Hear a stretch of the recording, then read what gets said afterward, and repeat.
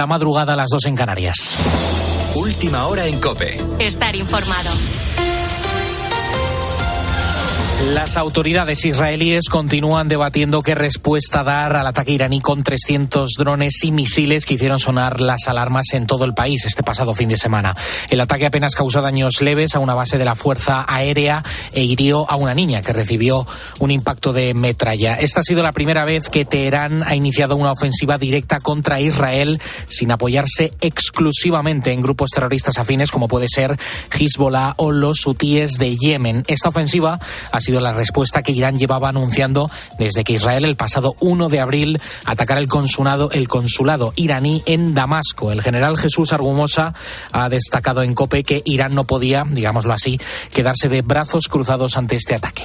Hay que pensar un poco en la moderación también de Irán. Irán sabía, en primer lugar, tenía que responder. Si no, su prestigio pues se vendría por los suelos. Esto es una rivalidad geopolítica en Oriente Medio entre Irán y Israel, ¿no? ¿Quién es el que más peso tiene? Y entonces sabía que tenía que responder porque ante su público y ante la comunidad internacional, si no respondía, daría una señal muy débil de lo que es el ejército o las fuerzas armadas de iraníes, ¿no? Aquí en España este ataque no ha pasado desapercibido. Nuestro país lo ha condenado. Aún así, el presidente del Partido Popular, Alberto Núñez Feijóo, sumándose a la condena, le reprocha al gobierno que haya sido el último país de la Unión Europea en hacerlo. Y España debería de haber condenado de forma firme y de forma determinante cuando empezaron los ataques y no ser el último país de la Unión Europea en condenar esos ataques. Nuestro partido lo hizo desde el primer instante. El gobierno de España no. Lo comentaba en un mitin en Bilbao donde ha acudido a arropar a Javier de Andrés, el candidato de los populares al Lehendakari. En una semana, el 21 de abril, cita en las urnas, habrá celebración de elecciones en el País Vasco. Según las últimas encuestas publicadas por los diarios El País y ABC, Bildu ganaría las elecciones vascas del próximo domingo. Otro sondeo, esta vez el de La Razón, asegura que empataría con el PNV en número de escaños. En cualquier caso, según apuntan casi todos los estudios demoscópicos, los nacionalistas vascos, el PNV podría gobernar si cuenta con el apoyo del PSOE en Euskadi, formación que decidiría el próximo Lehendakari. Con la fuerza de ABC. COPE, estar informado. Hablamos ahora del estrés laboral que tiene un coste para las empresas de 25.000 millones de euros anuales en España. El 43% de los empleados sufren sensación de agotamiento o fatiga, algo que representa el 30% de todas las bajas laborales. ¿Cuáles son las causas? En COPE nos preguntamos qué papel juega la flexibilidad laboral, la conciliación y si es necesaria una mayor inversión en prevención. Detalles, Susana Moneo. Una excesiva carga de trabajo, ambiente laboral poco saludable o falta de apoyo llevan a que el 43% de los empleados tenga fatiga laboral.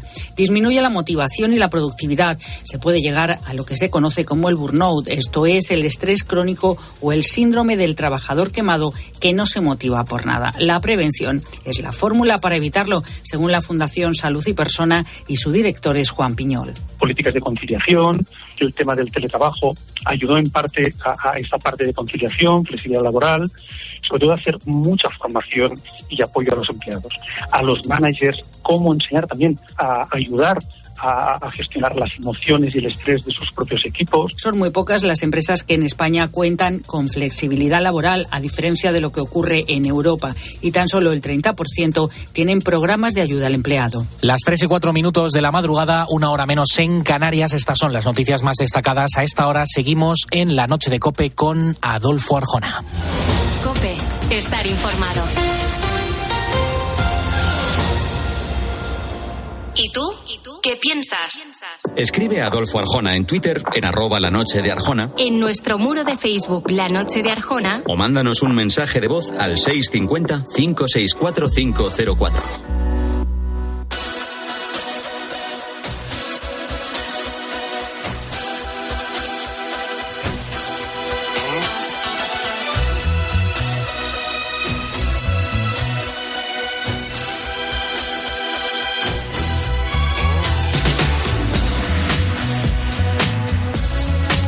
Después de las noticias, llega el momento preferido de las mentes curiosas.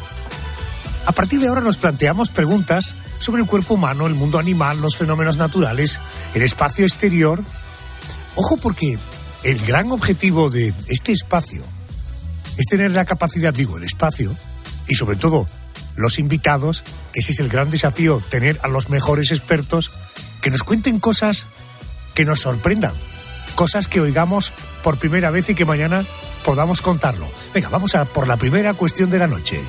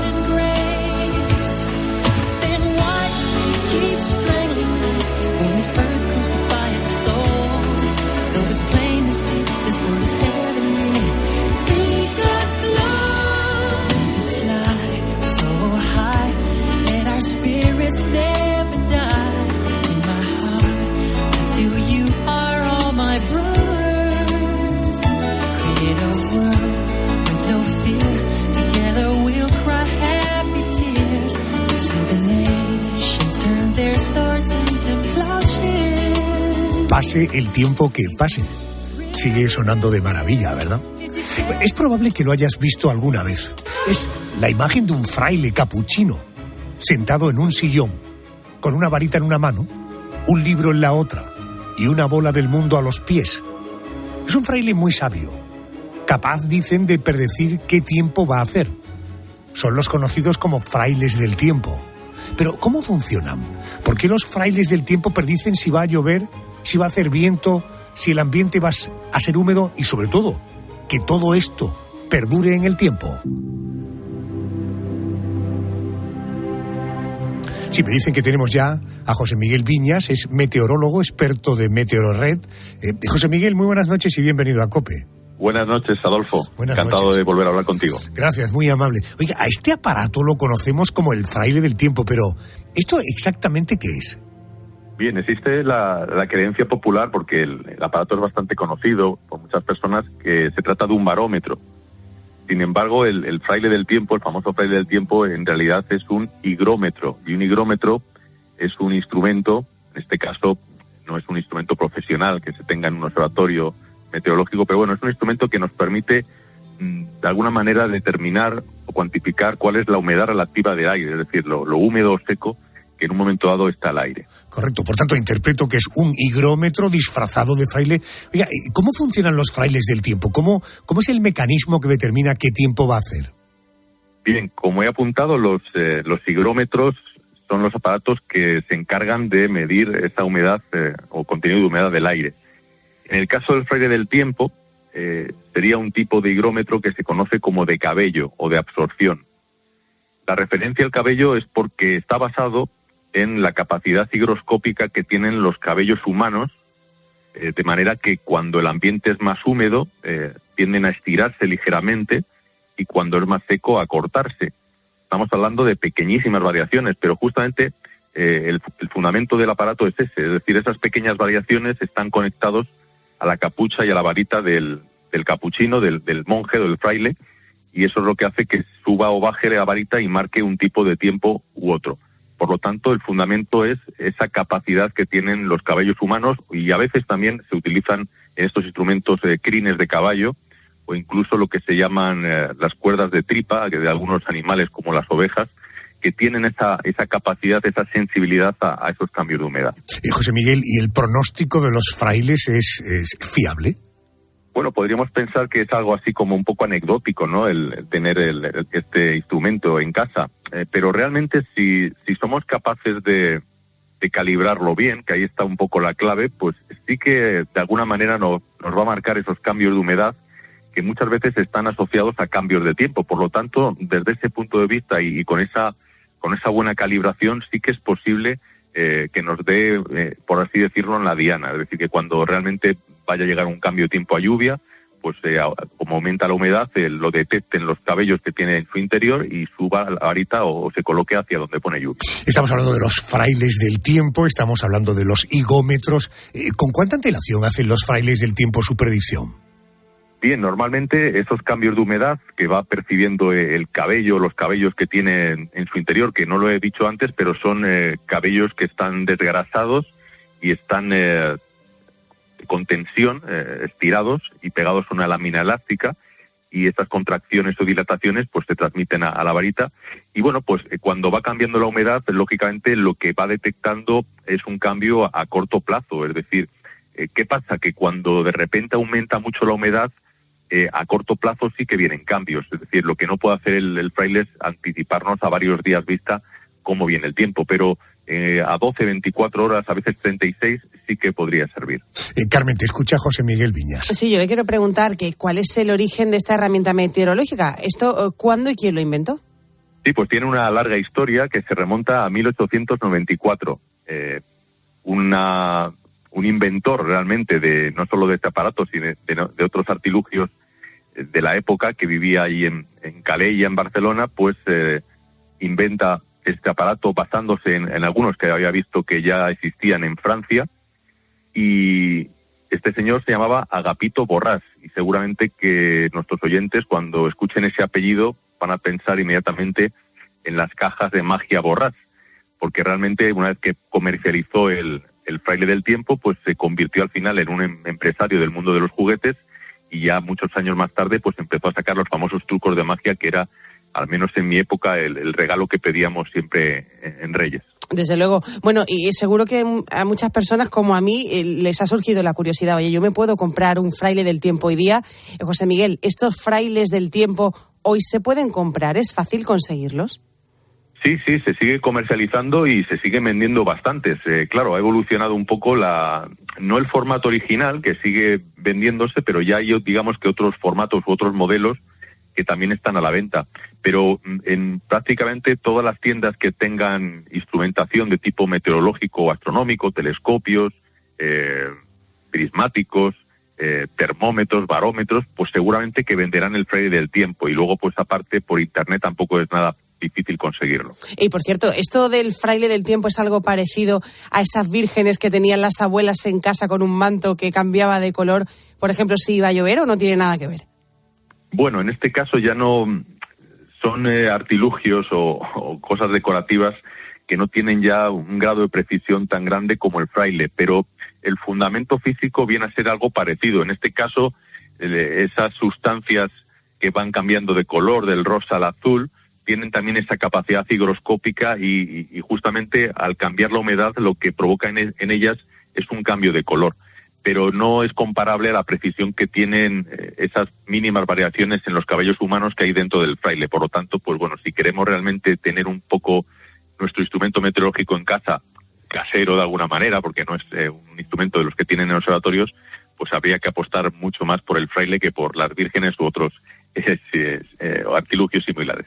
Bueno, pues yo creo que esta conversación es un ejemplo claro de lo que es el porqué de las cosas. Hoy hemos sabido, por ejemplo, que el fraile realmente esconde un aparato que se llama hirgómetro, que está asociado a pelo, cabello humano o crin, que si se estira, dependiendo de la humedad, se encoge o se alarga, y esta sería la variación que el fraile nos permite.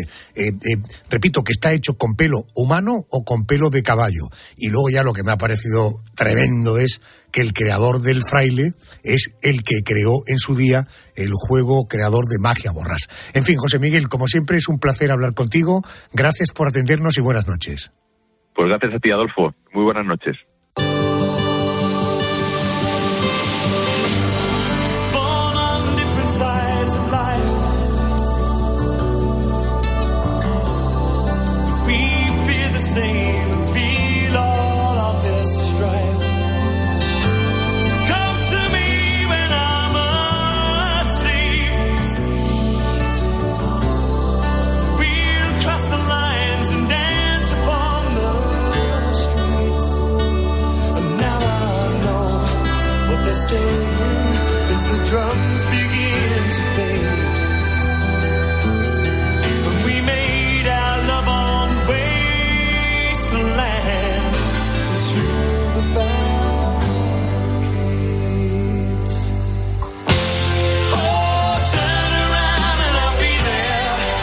¿Verdad que Spandau Ballet nos recuerda el mundo de las barricadas? Probablemente la situación política en nuestro país, pero también la situación política internacional. Me refiero, por ejemplo, a la guerra de Ucrania, ahora también la guerra de Israel. Nos provoca a todos una sensación de que el mundo ha pisado el acelerador hacia unos cambios que generan sin duda incertidumbre, desconcierto, incluso desasosiego. Hay una persona muy cualificada, ha sido director del CNI, del Centro Nacional de Inteligencia en nuestro país, es diplomático. Ha querido y ha reflexionado sobre este asunto. Me refiero a Jorge Dezcayar. Señor Dezcayar, muy buenas noches y bienvenido a la cadena COPE. Gracias, Adolfo. Buenas noches. Usted acaba de publicar un libro que habla sobre este asunto, se titula El fin de una era. En Occidente deberíamos de preocuparnos más de lo que estamos en este momento. Bueno, yo creo que sin caer en alarmismos, la preocupación está más que justificada, ¿no? Yo creo que vivimos un momento peligroso, ciertamente. Biden dijo que es el más peligroso desde la crisis de los misiles del año 62, ¿no? Con Cuba.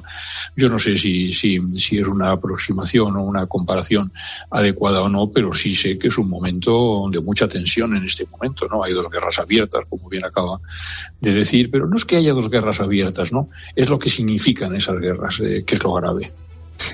Fíjese que la ministra de Defensa, Margarita Robles, que probablemente sea una de las cabezas quizá un poco más ordenadas de este gobierno, me permito la opinión personal, esa opinión es mía, dijo hace poco que la sociedad no es consciente del peligro en el que estamos. ¿Realmente cuál es la amenaza a la que nos enfrentamos? Yo creo que efectivamente tiene mucha razón. Yo en otras cosas puedo que estar o no estar de acuerdo, ¿verdad?, con lo que dicen los ministros del gobierno, pero en este caso estoy de acuerdo.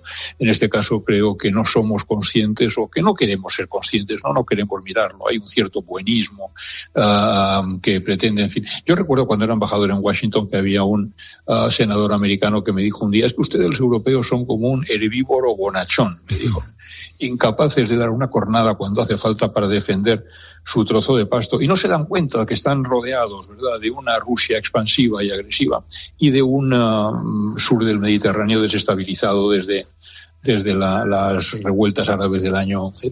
Y yo creo que tiene mucha razón. Lo que pasa es que no es popular hablar de estas cosas, no es popular decir que hay que gastar más en defensa, pero de hecho es lo que está ocurriendo, ¿no? Alemania ha doblado su presupuesto este año, ha doblado, que se dice pronto. En el caso de los bálticos o de Suecia, pues han puesto el servicio militar obligatorio. Quiero decir, hay un ambiente raro, hay un ambiente que dice, ¿por qué? Bueno, por muchas cosas, pero pues la más inmediata. Tenemos elecciones en Estados Unidos dentro de nada. Si gana Trump, y en este momento 4 puntos por delante de Biden, muchas cosas pueden pasar y yo espero que pasen de aquí a noviembre, pero si ganara, lo primero que ha dicho es que, bueno, la OTAN, que no le interesa, ¿no?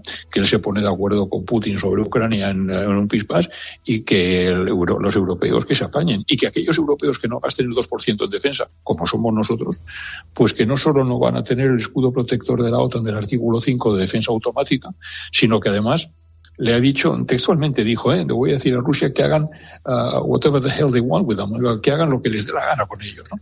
Eso es muy grave, ¿no? Porque nos vamos a encontrar sin el paraguas de protección norteamericano y, claro, Europa ha puesto su defensa en manos de Estados Unidos, su energía en manos de Rusia y su comercio en manos de China. Y ninguno de los tres es fiable, ¿no? Y tenemos que despertar de ese sueño. Está muy bien ser hedonista, está muy bien tener la mejor sanidad del mundo, las mejores carreteras, somos la envidia del mundo mundial, las mejores escuelas, por mucho que nosotros protestemos, ¿verdad? Y hacemos bien, además, porque son mejorables. Pero somos la envidia del mundo mundial, pero no estamos gastando en defensa lo que podemos, porque, bueno, hemos pensado que los americanos nos sacarían las castañas del fuego cuando hiciera falta. Y eso ya no sirve. Pero, Jorge, hablaba usted del herbívoro buenachón que le dijo un senador refiriéndose a los europeos, pero hoy armarse con más tanques, con más aviones, teniendo una amenaza nuclear, ¿tiene sentido? Bueno, lo que pasa es que hay que armarse, claro, efectivamente. Rusia está amenazando otra vez con las... Cuando dijo el otro día Macron, Rusia amenazó con el arma nuclear, ¿verdad?, al principio de la guerra de Ucrania, cuando las cosas no le salían como esperaban que le iba a salir inicialmente, ¿no? Que pensaban que sus soldados iban a ser recibidos con flores en Kiev y que Zelensky iba a salir corriendo y qué podrían hacer. Y en aquel momento sí, cuando las cosas le fueron mal, amenazaron con... Y luego los americanos, eso me consta, y los chinos también probablemente, les están diciendo, bajar el tono, con esto no se juega y tal. Hasta que Macron ha dicho, habría que poner a lo mejor soldados de la OTAN, llegado el momento. Y en ese momento, naturalmente, Rusia ha vuelto otra vez y ha sido Putin. Él mismo, no personalmente. Es que lo ha dicho y lo ha repetido luego en otra conferencia posterior, ¿no? El riesgo nuclear existe. Claro, la OTAN nos da el paraguas nuclear americano. Europa no tiene capacidad nuclear, con excepción de la fuerza de FRAP francesa, ¿no? ¿Habría que articular una defensa europea creíble en torno a la fuerza nuclear francesa? Bueno, yo creo que esas son palabras mayores, ¿no? Sobre todo creo que Europa no está preparada todavía para ello. Europa lo que tendría que hacer es gastar mejor en este momento lo mucho que gasta. Mire, los Estados Unidos gastan en defensa 830.000 millones de dólares, que se dice pronto. China gasta 250.000. Rusia gasta 65.000. Bueno, ahora ha subido con la guerra de Ucrania, ¿no? Pero es que los europeos, por separado, gastamos 350.000 millones de euros. Y sí gastamos más que China, pero de una forma desorganizada. Tenemos 3 modelos o 7 modelos de tanques en vez de tener uno. Tenemos 3 modelos de balas y las balas de uno no caben en los fusiles del otro. Quiero decir, yo creo que tenemos que empezar por gastar mejor. Y una vez que gastemos mejor y una vez que nos dotemos de una política exterior y de defensa común, bueno, pues habrá que pensar qué más hacemos, ¿no? Pero es cierto lo que dice, de una Europa sin que no sea potencia nuclear, bueno, poco puede hacer frente a Rusia, ¿no? Sin el apoyo americano. Jorge, vamos a añadir más piezas y vamos a subir al tablero más piezas. Elecciones recién ganadas por parte de Putin, en fin, a pesar de que nadie tiene ningún pudor en reconocer que ha sido como una especie de apaño, guerra entre Israel y Gaza, lo que supone esto de desestabilización del Oriente Próximo, del Oriente Lejano. Todo esto son más piezas que nos hacen pensar en esto que yo le decía al principio, el acelerón que estamos teniendo, ¿no? Claro, hay una aceleración del tiempo histórico. Hay una frase muy bonita de Toynbee, un historiador británico del siglo pasado, que decía el polvo que levanta el galopar de los caballos de la historia no nos permite ver con claridad lo que estamos pasando. Y tiene mucha razón. En este momento, Adolfo, estamos viendo 4 revoluciones simultáneas, cosa que nunca ha sucedido en la historia de la humanidad.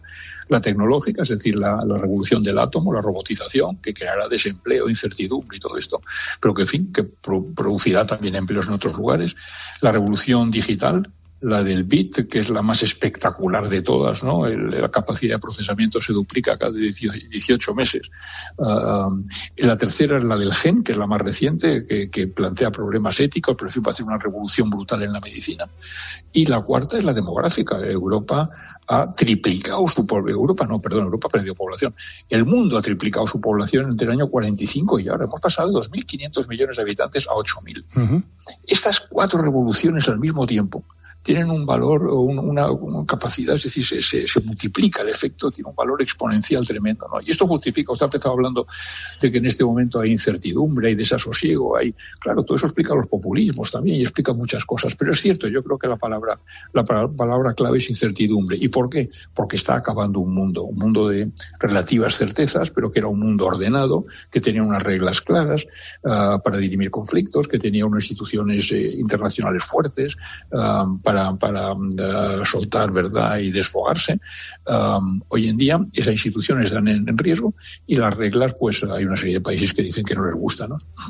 Fíjese que conociendo mínimamente la historia, no hay que ser ningún experto, cuando ha habido un momento de cambio, claro, las cosas se resolvían antes, soltando bombas, haciendo una guerra, destruimos, luego nos ponemos a construir lo que hemos destruido y seguíamos adelante. El problema es que ahora ya hoy esta solución no nos vale tener una guerra mundial, que ganen unos, que ganen otros, porque la amenaza del exterminio está muy encima de nosotros. Permítame que le añada todavía una pieza más. Claro, nosotros somos españoles y vemos la realidad desde España. Un gobierno ciertamente distraído con asuntos con la única intención de mantenerse en el poder, pero un país vecino como Marruecos dándonos mucho dolor de cabeza. Nunca en mi vida, yo no soy un joven periodista, soy ya bastante senior en el mundo de la comunicación, nunca había oído hablar de las ruindades o de las capacidades de tocarnos los cataplines por parte de Marruecos a España con tanta claridad como ahora. ¿Realmente están siendo tan puñeteros o les estamos permitiendo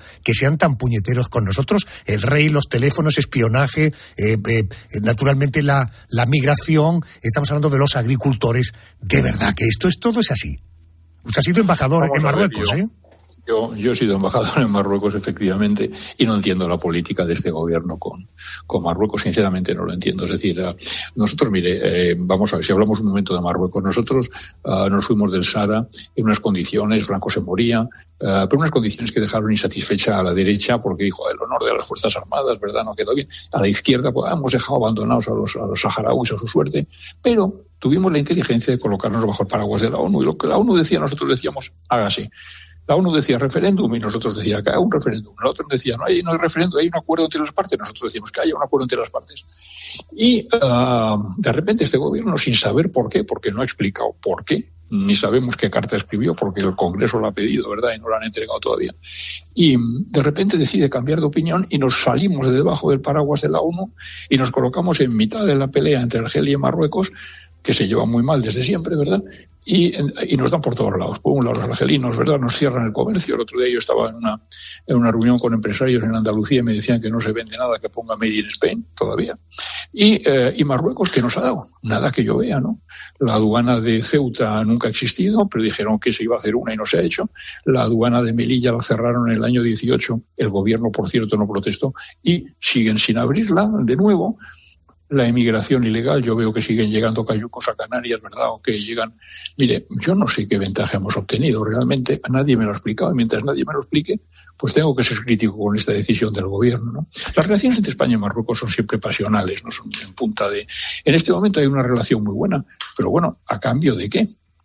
¿Qué es lo que nos da Marruecos para que hayamos decidido este cambio de posición? Porque si alguien cree que Marruecos va a renunciar a Ceuta y Melilla, se lo tiene que hacer mirar, ¿no? Porque Marruecos nunca va a renunciar a Ceuta y Melilla. ¿Sí? ¿Qué hemos obtenido? Yo no lo entiendo.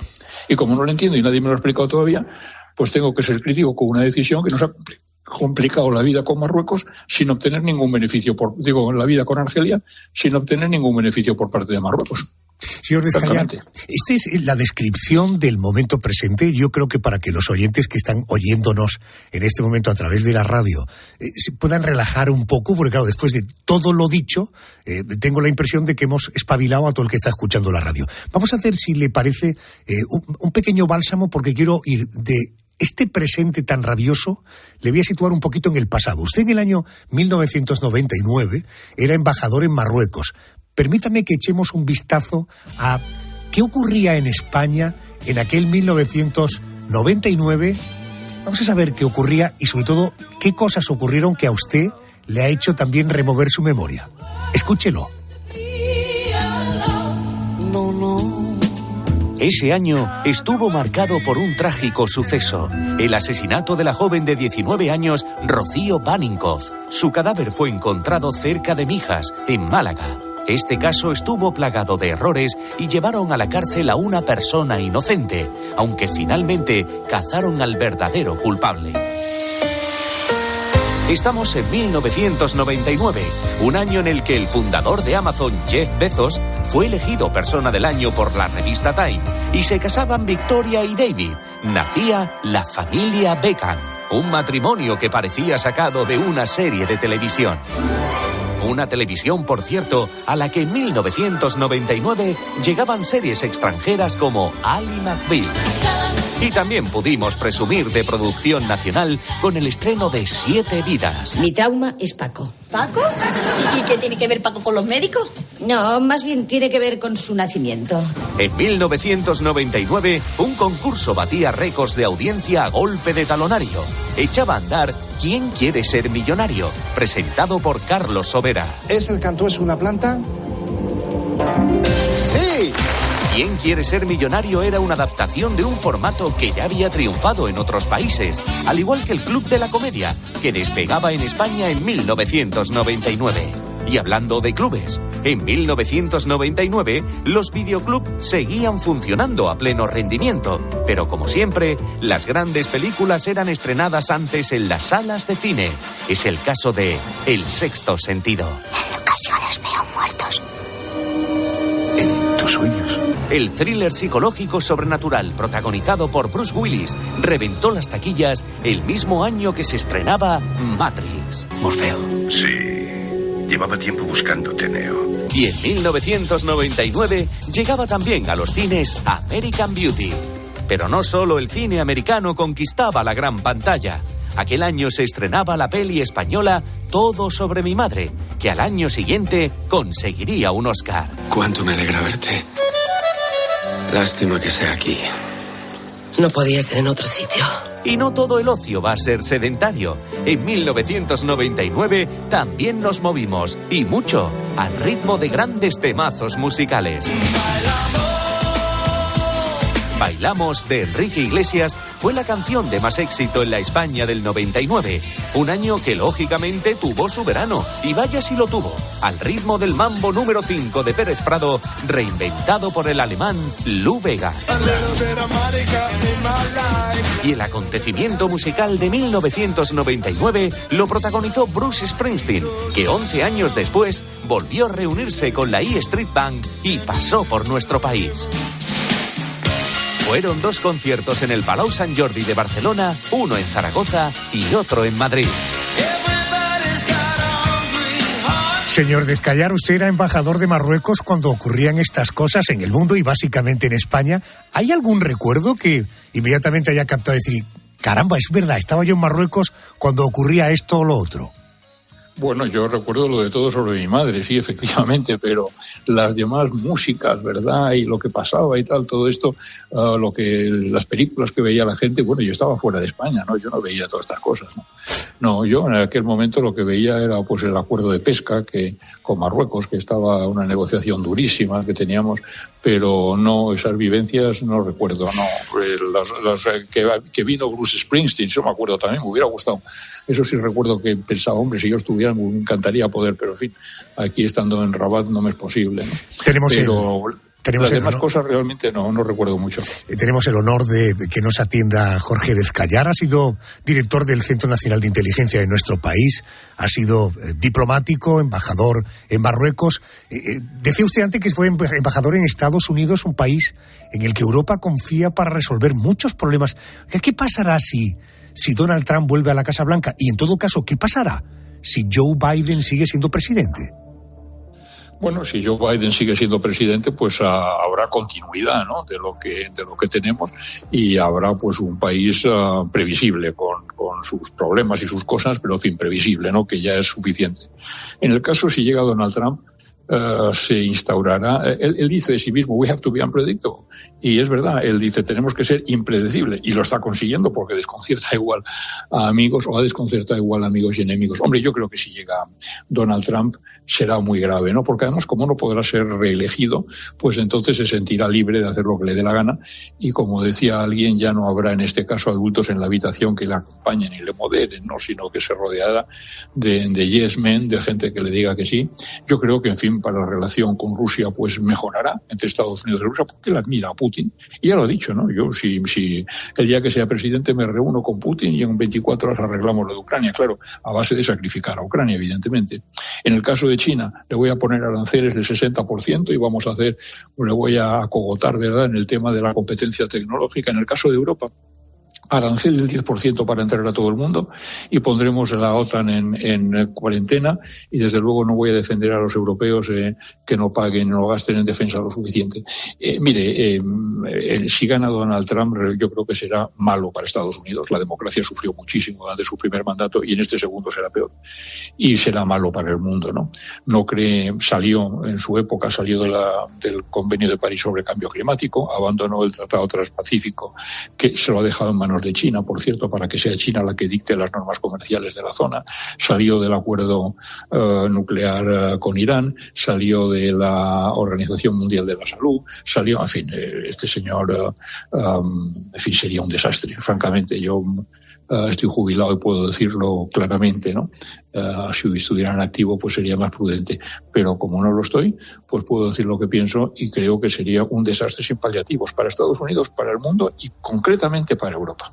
Jorge Descallar acaba de firmar un libro, El fin de una era, Ucrania, la guerra que lo acelera todo. Hablaba antes como de 4 cambios, no crisis, cambios, movimientos sociales en el entorno del mundo de la tecnología, de lo digital, de lo genético desde el punto de vista de la medicina, de lo demográfico. Somos ya 8.000 millones de habitantes en el planeta Tierra.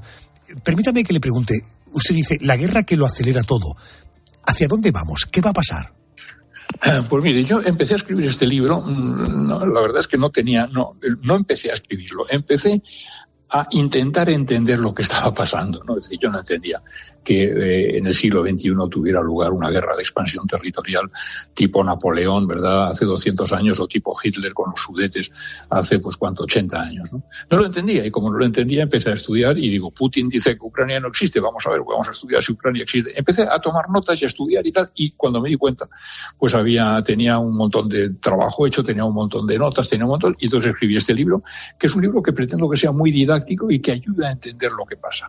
Yo creo que la guerra de Ucrania va mucho más allá de un simple problema, ¿verdad?, de expansión territorial o de busca de una zona de seguridad en el entorno inmediato de Rusia, o de un intento por parte de Putin de recuperar la influencia global que tuvo la Unión Soviética. Putin dice, ¿no?, lo peor que ha pasado en el mundo, la mayor tragedia ha sido la caída, la desaparición de la Unión Soviética. Claro, la Unión Soviética era una potencia al nivel de Estados Unidos y Rusia no lo es.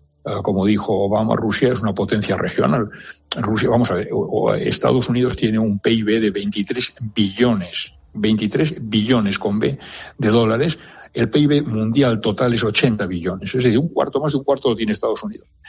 China tiene 17 billones, pero es que Rusia tiene 2.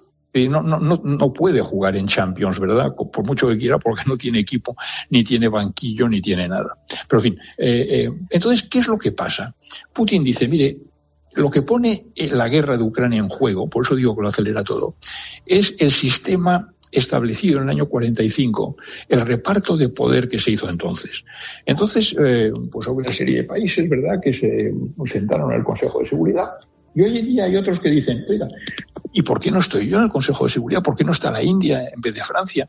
Que Francia tiene 60 millones de habitantes y la India tiene 1.400 y también es potencia nuclear. ¿O por qué no hay ningún país africano en el Consejo de Seguridad? ¿O por qué Estados Unidos no renuncia al control del Fondo Monetario Internacional? ¿O por qué China tiene los mismos derechos de voto que Italia en el Banco Mundial? Es decir, el reparto del poder. Quieren un reparto diferente de la tarta del poder, diferente del que se hizo en el año 45, porque el mundo es más diverso, ¿no? En el año 45 en las Naciones Unidas había 53 miembros, cuando se fundaron ya hay 193, es otra cosa. Egipto, la India era una colonia entonces, ¿no? Sudáfrica tenía apartheid, China estaba metida en una guerra civil. Pero Jorge, lo que me quiere decir es que lo que se estaría precipitando es el fin del dominio occidental en el mundo. No cabe ninguna duda. Vamos a ver, el centro económico del planeta en este momento ya no está en el Atlántico Norte. El centro económico del planeta está en el Estrecho de Malaca, donde ya está el 60% del PIB mundial y el 65% de la población mundial. Mire, a Europa le puede pasar lo que le pasó a Venecia. Yo hablo del síndrome de Venecia, porque parece un ejemplo muy claro, ¿no? Venecia pues traía las especias, ¿verdad?, lomos de camello, ¿verdad?, por la península arábiga, desde la India, llegaban a Egipto, cruzaban allí el Mediterráneo desde Alejandría, llegaban a Venecia, los venecianos las repartían por Europa y se forraban. Hicieron un sistema político original, hicieron esos palacios maravillosos, había un dineral en Venecia, ¿no? Hasta que los portugueses dan la vuelta, creo que fue en 1482, y Bartolomeu Díaz da la vuelta al Cabo Buena Esperanza, los portugueses llegan a la India, y las especias empiezan a llegar no a lomos de camello, sino por barco, directamente hasta Lisboa, en mayor cantidad y más deprisa. Y los portugueses se dedican entonces a repartirlas ellos por Europa. En la corte de don João V es el momento de esplendor de Portugal, cuando hacen los Jerónimos, cuando hacen la Torre de Belén, en fin. Y al mismo tiempo, Colón llega a América y entonces empieza a llegar la plata del Potosí a Sevilla. Y el centro de gravedad económico pasa del Mediterráneo al Atlántico. Y entonces, ¿qué pasa? Venecia se hunde y España, o Castilla en aquel momento, y Portugal, pues aparecen, y luego los ingleses, ¿verdad?, como los grandes, porque el centro de gravedad se ha ido al Atlántico. Y en este momento se ha ido ya. El G7, que estamos diciendo, las grandes economías, ¿verdad?, las democracias y tal, que se reúnen. El G7 tenía el 60% del PIB mundial hace 30 años. Hoy en día apenas llega al 50%. Hoy en día los BRICS tienen un PIB mayor que el que tiene el G7. El mundo está cambiando muy deprisa y es que no nos damos cuenta. Y nos podemos quedar convertidos en Europa en una península proyectada hacia un océano Atlántico en el que ya no pasa nada. Esa es nuestra tragedia. Europa tiene el 50% del PIB del gasto social mundial, con solo el 6% de la población mundial. Somos, como decía antes, las mejores carreteras, los mejores hospitales, pero ¿somos capaces de mantener esto?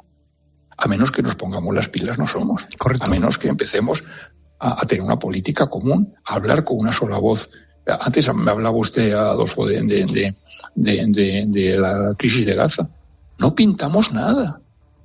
Es que nos puede llegar de allí, nos pueden llegar refugiados, están afectando la navegación en el estrecho de Bab el-Mandeb, encarecen los fletes, y no pintamos nada porque somos incapaces de hablar con una sola voz y de proyectarnos al exterior con una fuerza militar creíble, a pesar de gastar un porrón de dinero en defensa de nuestros intereses, de nuestros valores, sabemos lo que tenemos que hacer los europeos, pero como no lo hagamos vamos a desaparecer, y vamos a desaparecer muy deprisa, y con nuestra desaparición desaparecerá el nivel de vida que hemos conseguido. Bueno, pues este es el conflicto, este es el asunto, este es el motivo, el tema, el fin de una era. Ucrania, la guerra que lo acelera todo, publicado por La Esfera de los Libros, lo firma Jorge Descallar.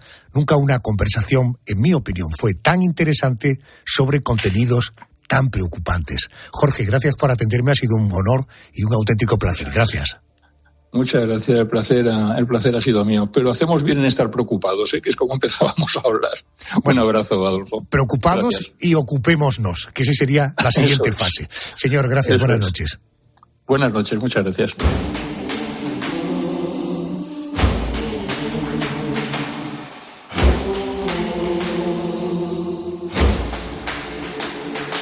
You may run home for a long time, run home for a long time. You may run home for a long time. I tell you, God Almighty's gonna cut you down. Great God Almighty's gonna cut you down.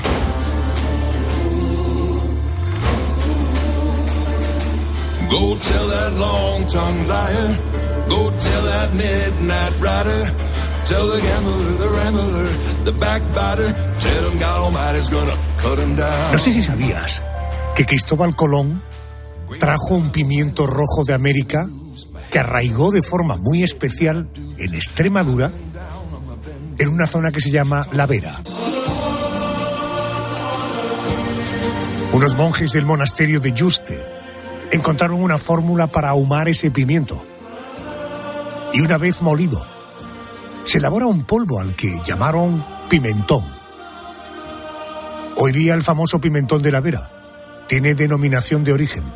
Pero seguro que te gustaría saber cómo se elabora. Para ello nadie mejor que el presidente del Consejo Regulador de Denominación de Origen Protegida, Pimentón de La Vera, Juan Hernández. Muy buenas noches y bienvenido a la COPE. Buenas noches, Adolfo, a ti y a todos los radioyentes. Oiga, he leído que el pimiento se siembra en abril, se recoge en octubre. ¿Qué características tiene ese pimiento que lo hace tan especial?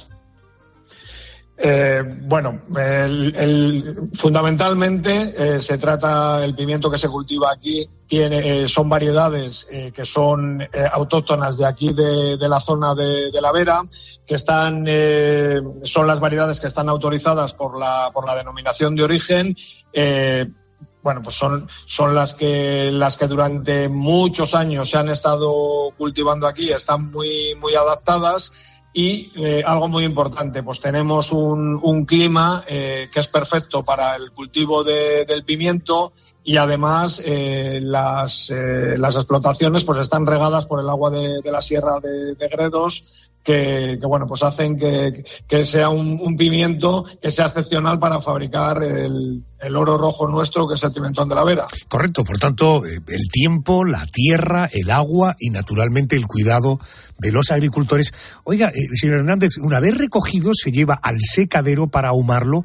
¿Cómo es el proceso tradicional de ahumado del pimiento y con qué tipo de leña, digo que será leña, para que luego tenga ese sabor tan especial, tan característico y tan rico? Sí, efectivamente. Bueno, los agricultores están cultivando el pimiento pues durante los meses cálidos, y bueno, pues ya a partir del mes de septiembre, octubre, el pimiento se recolecta a mano, se recolectan los pimientos que están maduros y sanos y se llevan al secadero. El secadero son secaderos tradicionales. Se hace el secado, lo hacen los agricultores como se hacía, hace más de un siglo, y estos secaderos pues son unos edificios en los cuales en la parte de abajo hay un hogar de leña. Tiene que ser de árboles autóctonos de aquí de la zona, son los que están autorizados por la denominación de origen protegida, son maderas de encina o de roble, y esto es lo que le confiere un olor y un aroma característico al pimentón de la Vera. O sea, hablando... se hace una candela y el humo que genera ese fuego de la encina y el roble es el que ahuma los pimientos, ¿no? Eso es, exactamente es así. Una combustión muy lenta para que sea el pimiento que se lleva fresco a los secaderos, durante bastantes días, 12, 15 días. Lo que os estaba contando hace un ratito es que en la parte de abajo está este hogar de leña o la candela a un fuego muy lento, y en la parte de arriba hay un encintado de madera, que son tablas con rendijas por las cuales pasa el humo, y ahí se deposita el pimiento. El pimiento se le va dando vueltas durante esos días para que se vaya secando, porque aquí lo que se trata es de que el pimiento fresco se seque y a la vez, lógicamente, al hacerlo con este sistema, que es el único que en la única parte del mundo donde se utiliza este tipo de secado es aquí en la comarca de la Vera. Le da un sabor y un aroma que es muy, muy peculiar. En otras zonas del mundo se seca o bien con aire caliente o bien se seca al sol, pero claro, lo que le da la peculiaridad al pimentón de la Vera con denominación de origen protegida es este tipo de secado. Correcto, pues tenemos ya el pimiento seco, lo tenemos ahumado. Vamos a pasar al siguiente paso, que es molerlo. Me han contado que tradicionalmente el pimiento se molía con la fuerza del agua. Supongo que esto ha cambiado, ¿no? Sí, claro. Esto, se utilizaban molinos similares a los que se podrían utilizar para moler otros productos como la harina, y evidentemente utilizando la fuerza de los cauces de agua, que aquí en la Vera además son muy abundantes. Pero claro, ya cuando hemos alcanzado un gran volumen, lo que hacen los agricultores es que lo llevan a los molinos, que son industrias que están certificadas por la denominación de origen, y allí se lleva a cabo el proceso de molido. Se hace en molinos también de piedra, pero lógicamente están movidos por maquinarias industriales, claro, en vez de por el agua. Estamos en el siglo XXI, evidentemente. Oiga, ¿es cierto que si se muele muy rápido el pimentón se puede calentar y cambiar su sabor? Claro, a ver, esto, cada maestro molinero, digamos que la molienda del pimentón es un arte también. Entonces el maestro molinero, lo que tiene que hacer es jugar con la separación de las piedras para que el pimentón, esto se muele entre dos piedras que están muy juntitas, y entonces el pimentón pasa por el medio y se va moliendo. El maestro molinero lo que hace es jugar con la distancia que hay entre las piedras, para que el pimentón se muela con la textura adecuada, y evidentemente que si están muy juntas las piedras se puede llegar a quemar y a calentar, y evidentemente si se calienta mucho o se quema va a adquirir sabores y aromas que no son deseables, tirando amargos y cosas que no son deseables. Entiendo. Fijaros que allá tenemos el pimiento seco, lo tenemos ahumado, y ahora entre piedras ¿Cómo habrá de ser tan artista el molinero para conseguir la textura que tiene? Porque eso, ni una Thermomix es capaz de dejarte un pimiento con la textura que tiene el pimiento de la Vera. Oiga, hay pimentón dulce, agridulce, picante. ¿Esto de qué depende? ¿Del pimiento o del proceso de fabricación? Es decir, ¿se le añade alguna cosa para que tenga ese punto agridulce o picante? No, precisamente uno de los secretos del éxito del pimentón de la Vera es que es un producto totalmente natural y en el que no lleva aditivos, ¿eh?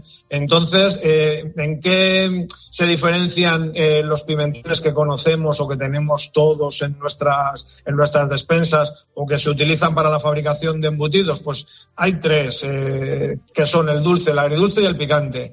La diferencia es en que son variedades diferentes de pimiento. Son distintos tipos de pimiento. El agridulce se hace con una variedad autóctona de la zona que se llama jaranda, que son pimientos largos, el típico pimiento que en algunas zonas le llaman pimiento choricero, pero evidentemente son variedades de aquí típicas de la zona, la variedad jaranda. Y con ese se elabora el pimentón agridulce. Luego hay otra variedad, que es la variedad bola, que es la variedad redonda, que en otras partes también lo llaman ñora, pero es una variedad que también es autóctona de aquí de la zona. Y da un pimentón que es dulce, que es un poquito más suave, de un color no tan intenso como el agridulce, pero también es muy, muy bueno. Pues esto va en cuestión de gustos. Hay gente que le gustan mucho más intensos los sabores y hay personas que nos gustan o les gustan los sabores más suaves. Y luego está el pimentón picante, que se elabora a partir de una variedad de pimiento que se llama Jeromín, que es una variedad también de pimiento largo y pues pica. El tipo de variedad botánica que se utiliza para elaborar el pimentón, ¿eh? Correcto. Fíjate tú, de un simple pimiento, que luego tenemos un simple pimentón, cuando se habla de denominación de origen protegida. Ojo, es que es un pimiento que debe padecer de manera beneficiosa el tiempo de la zona de la Vera, la tierra de la Vera, el agua de la Vera, los agricultores de la Vera, que se ahume con encina y roble, que al molerlo se muela en molinos que estén certificados. Y ojo, la variedad no depende de que se le añadan cosas, sino estamos hablando de que sea dulce, agridulce o picante, depende de la variedad del pimiento. Querido Juan Hernández, gracias por resumirnos de una manera tan clara, tan sencilla y tan entendible el difícil arte de convertir un simple pimiento en un manjar como es el pimentón de la Vera. Señor, gracias por atenderme. Buenas noches. Muchas gracias a ti, Adolfo, y ha sido un placer. ¿Cuál es tu percepción del paso del tiempo? ¿Eres de los que cree que pasa rápido? ¿Rápido? ¿O lento?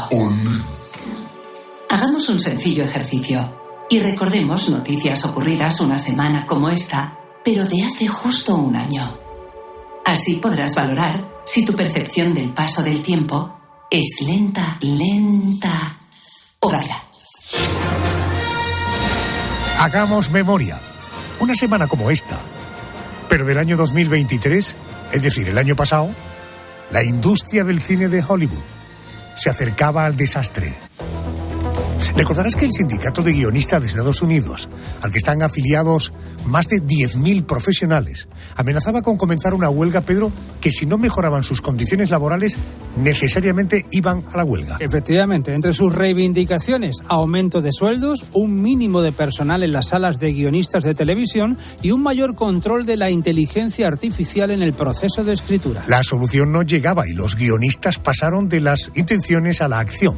Pocos días después de la amenaza de huelga, ya era el mes de mayo, comenzaba el paro de manera oficial. Los detalles los tiene el corresponsal de COPE en Estados Unidos desde Washington, Juan Fierro. Muy buenas noches. Buenas noches, Adolfo. 148 días duró la huelga de guionistas de Hollywood que paralizó todo el sector del 2 de mayo al 27 de septiembre de 2023. 148 días de paro que terminaron con un acuerdo con los grandes estudios que los sindicatos calificaron de histórico. un punto de inflexión en el sector que incluyó incrementos salariales, un 5% inmediato, un 4% este año y un 3,5% en 2025, protecciones contra el uso de la inteligencia artificial por parte de los estudios, garantías de compensación por transmisiones, así como contratos de empleo de mayor duración. La huelga de los guionistas de 2023 fue una de las más largas de Hollywood, con un impacto económico de más de 5.000 millones de dólares. Gracias, Fierro. Bueno, una semana como esta, pero de 2023, muchos usuarios de Twitter, que presumían de tener el cheque azul, vieron cómo esa distinción desaparecía de un día para otro. Ya lo adelantó el dueño de la red social, Elon Musk. Aquel que quisiera el cheque azul debía pasar por caja. En España, 7 euros al mes y la suscripción se hace desde la web y 11 euros si se realiza desde un dispositivo móvil. Aquello fue una auténtica escabechina y solo algunas celebridades, personalidades, mandatarios y entidades siguieron conservando el tan preciado cheque en 3 colores distintos, dorado, gris y azul. ¿Cuántos distintivos de pago hay en Twitter a día de hoy? Es un dato desconocido. Bueno, esta semana se cumple un año desde que Twitter, ahora llamado X, retira el cheque azul si no pasas por caja. ¿Tienes la sensación de que el tiempo ha pasado rápido o ha pasado lento? Para quien seguro que el último año ha pasado muy despacio, pero que muy despacio, es para el exfutbolista del Betis, Joaquín. Mañana martes se cumplirá un año del anuncio de su retirada. Aquí estaré como siempre, porque Joaquín se va, pero el Betis se queda. Es eterno. Y de mi corazón no se irá nunca. ¡Viva el Betis! El ya exfutbolista ha pasado por equipos como el Valencia, el Málaga Club de Fútbol y la Fiorentina. Con 41 años y dando un gran nivel, la retirada le llegó tras cuajar su segunda etapa en el club de su vida, el Real Betis Balompié, con el que ha ganado 2 Copas del Rey y ostenta el honor de ser el jugador con más partidos disputados en la historia del club verdiblanco. Se cumple un año del anuncio de retirada de Joaquín Sánchez. ¿Tienes la sensación, bueno, ya a esta hora, que nos vamos? ¿Esto ha pasado rápido o ha pasado lento?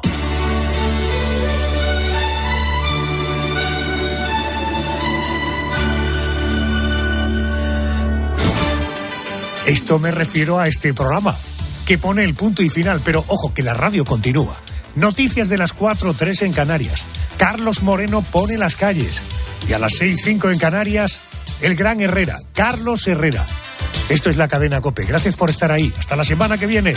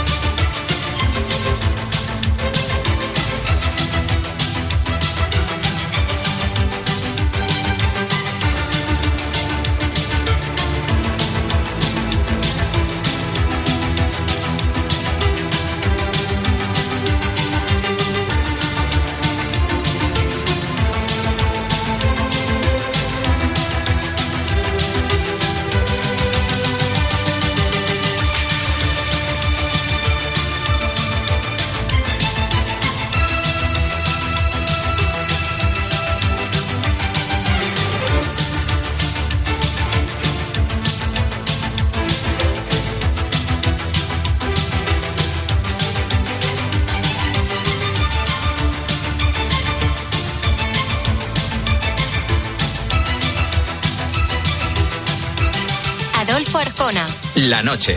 COPE. Estar informado. Oye, ¿tú también tienes algo que contar? A las 10 de la mañana, en la hora de los fósforos, nos encanta pasarlo bien contigo. Con las preguntas que hacen los niños y que nos dejan descolocados. ¿Por qué se considera que las toallas están sucias cuando uno sale limpio de la ducha? Buena pregunta, no tiene respuesta. Hola, buenos días, Alberto. Muy buenas, amigos, muy buenas. Tenía 5 añitos y se para y me pregunta, papá, ¿y si viviéramos en la luna, tendríamos tierra creciente, tierra menguante y tierra llena? Buena pregunta. Muy buena. De lunes a viernes desde las 6 de la mañana, Herrera en COPE. ¿Nos cuentas tu historia? ¿Te apasiona el deporte? Necesita mucha preparación, esfuerzo, fuerza de voluntad. ¿Y la información deportiva?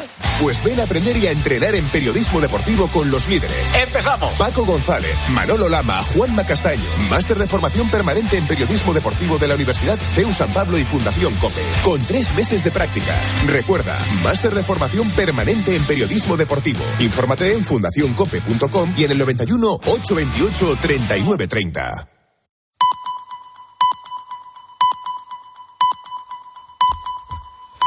Alcanzamos